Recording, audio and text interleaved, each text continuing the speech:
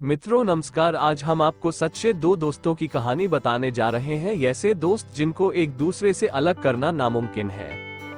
इनकी दोस्ती ऐसी है जिसे पूरी दुनिया मिसाल देती है। मित्रों, आपने भगवान श्री कृष्ण और सुदामा की दोस्ती तो देखा सुना जरूर होगा।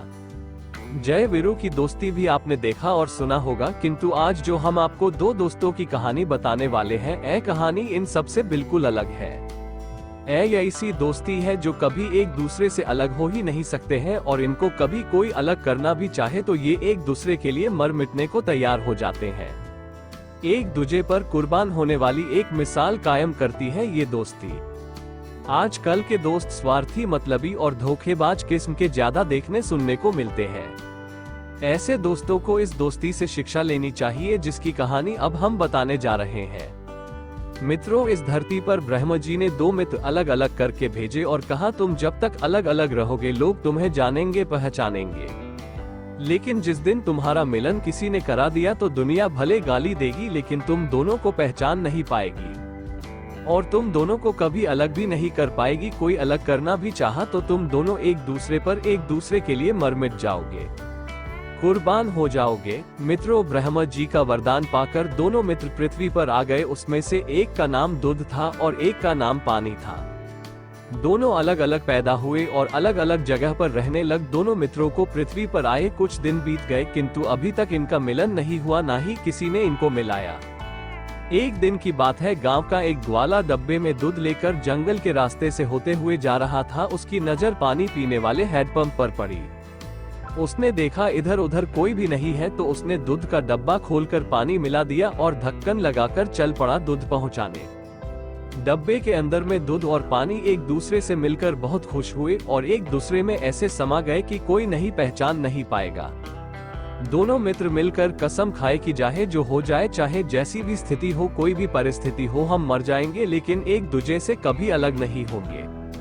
और इस तरह दोनों एक दूसरे में समाकर घुल मिल गए। उधर दूध वाले ग्वाले ने घर घर दूध देकर अपने घर को चला गया।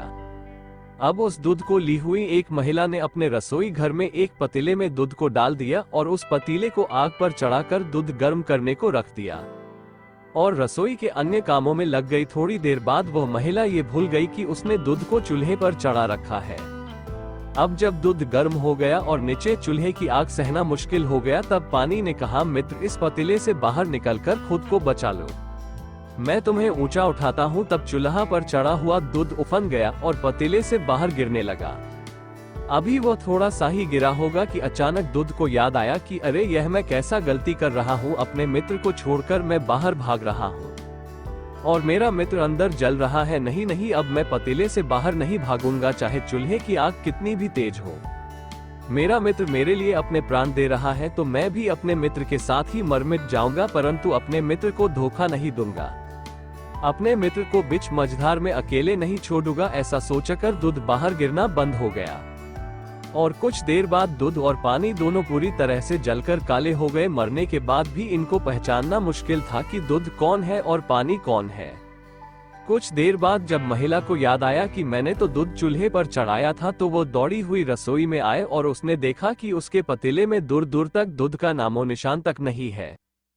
उस पतीले में अब दूध और पानी की मानो चिता की भस्म पड़ी हुई थी।